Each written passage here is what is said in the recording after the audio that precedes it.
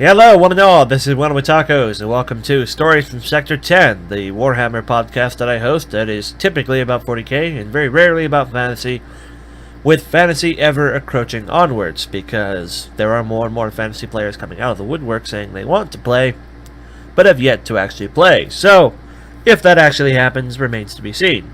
But, welcome to Stories from Sector 10. This will be another 40k video, as you can tell by the Warhammer 40k thumbnail, if you're not blind. So, today's story was a game that happened on Saturday. Today is Monday as I record this. I didn't do this earlier because, well, I'm busy, so, meh. Before we start, something I need to address.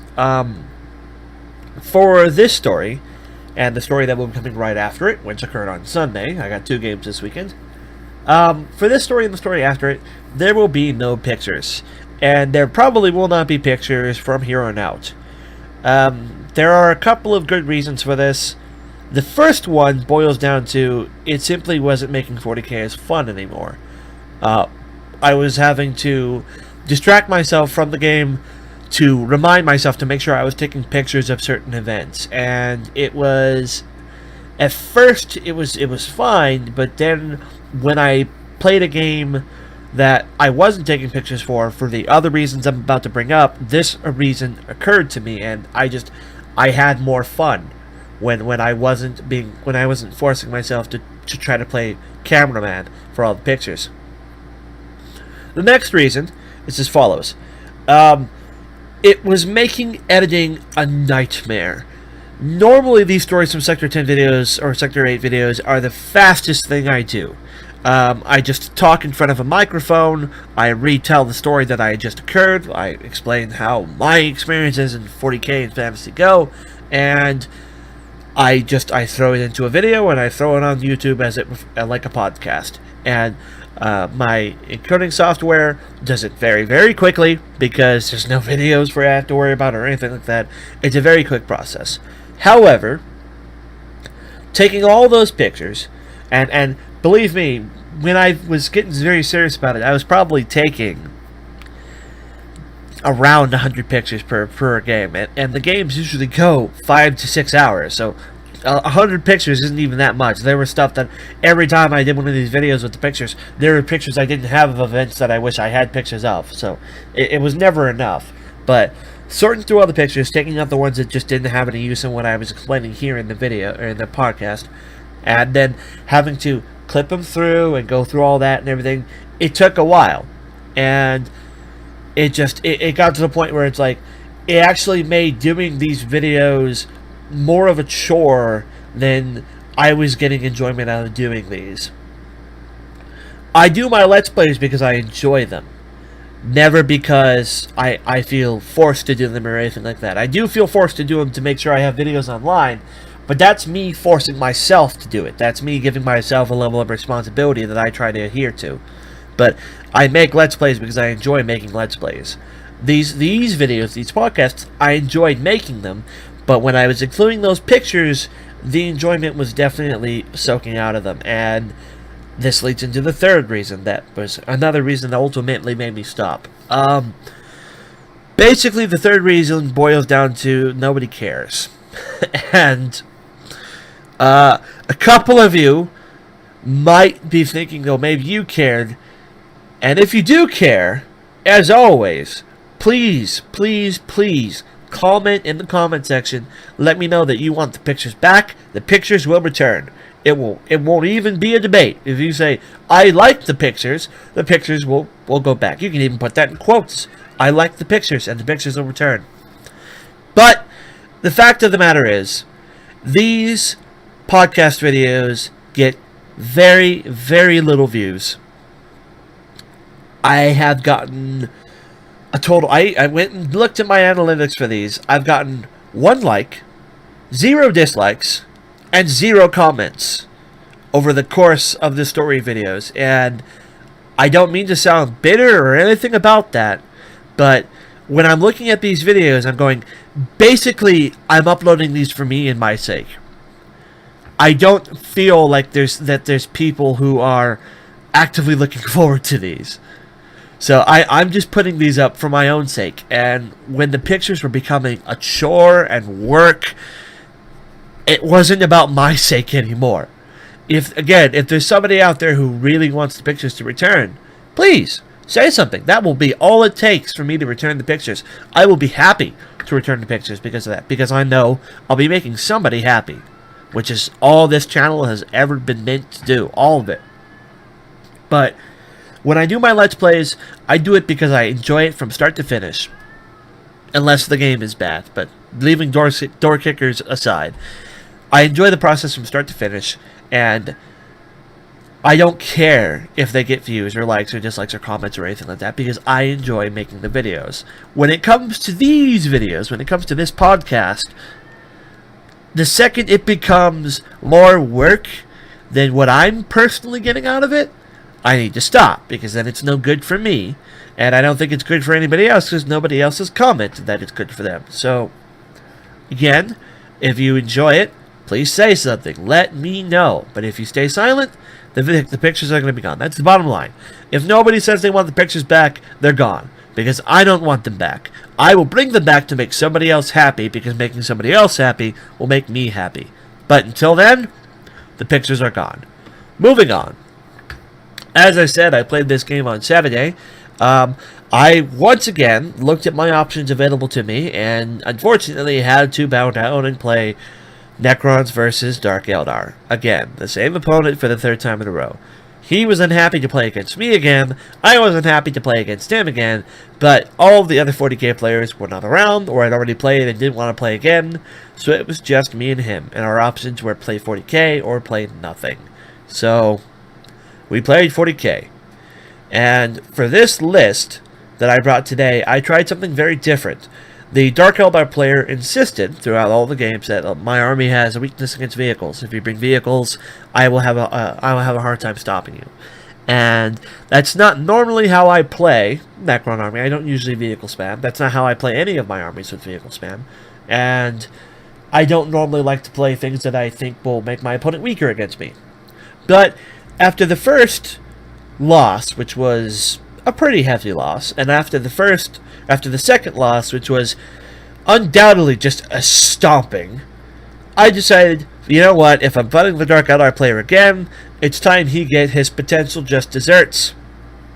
So I brought every single vehicle I own for my Necron army, aside from the Catacomb Command Barge, because it is magnetized to the other vehicle I was using. So I brought the Annihilation Barge, I brought the Doomsday Ark, and I also brought the Monolith.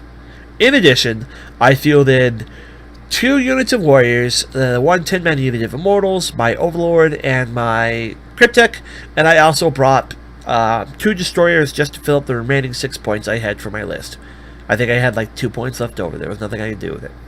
No, I had 1 point left over. Yeah, I had 1 point, because I had 7 points to spend, and there was nothing I wanted to spend 7 points on. So I brought 2 Destroyers. So, Annihilation Barge, Doomsday Ark, and Monolith. How did this game go? You might be wondering. It was another thorough stomping. Not for me.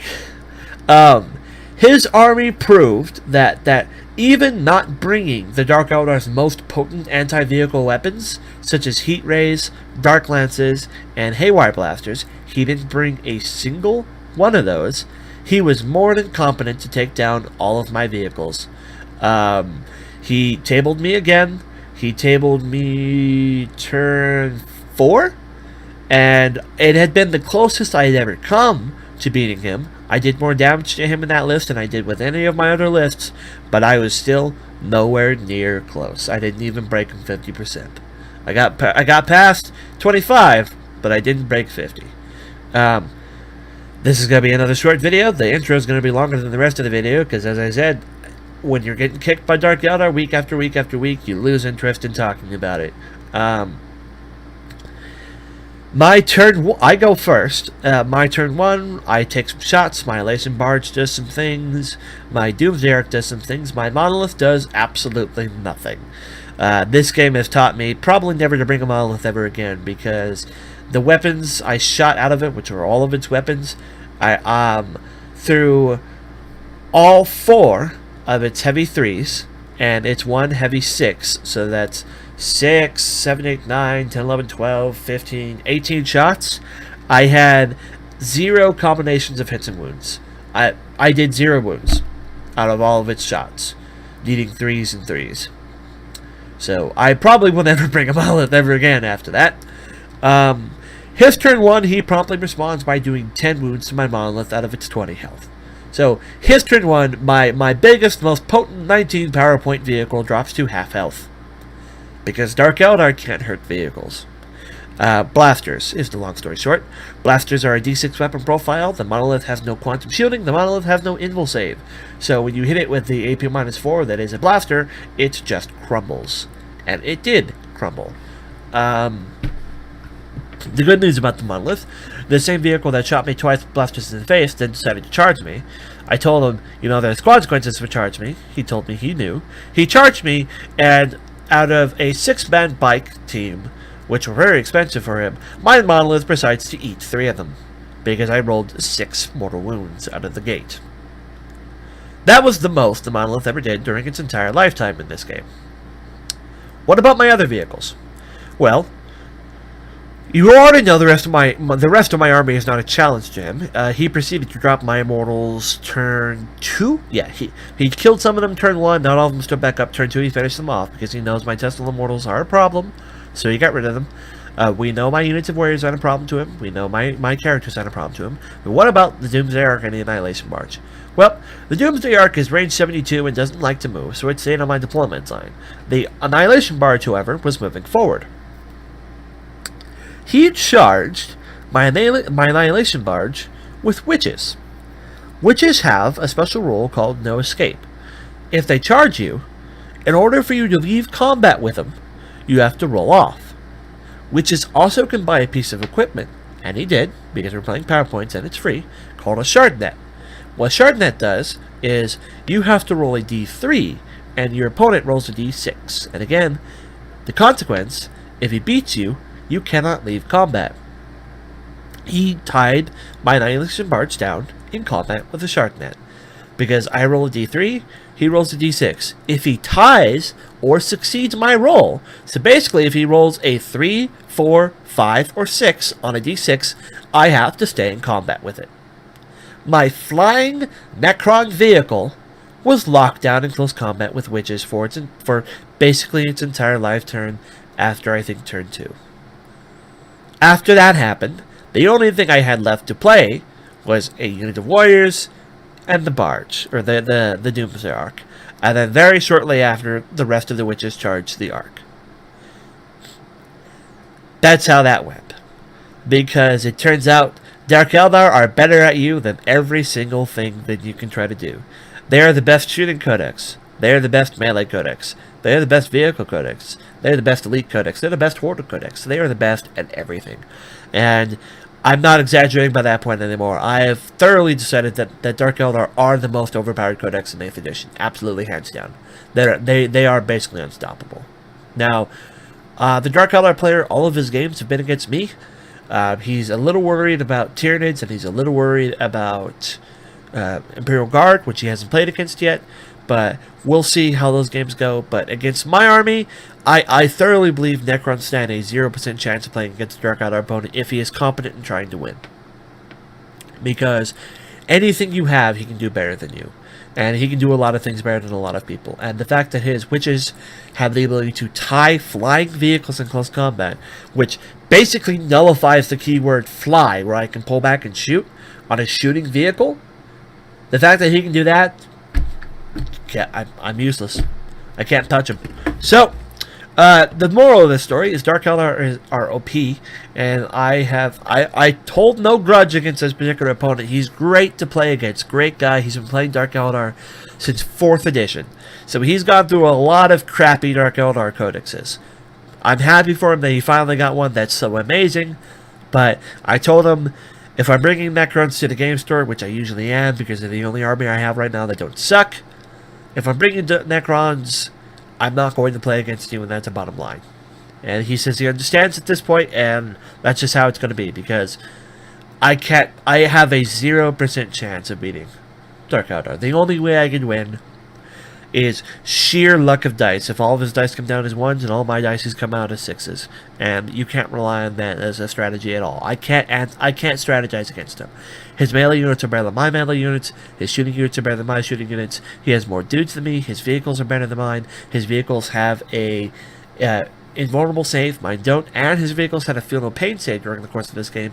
Mine don't. I have quantum shooting, but quantum shooting doesn't matter when he hits me with other weapons, like even haywire blasters, which he didn't even bother bringing, because he didn't even need them against me. So, completely useless.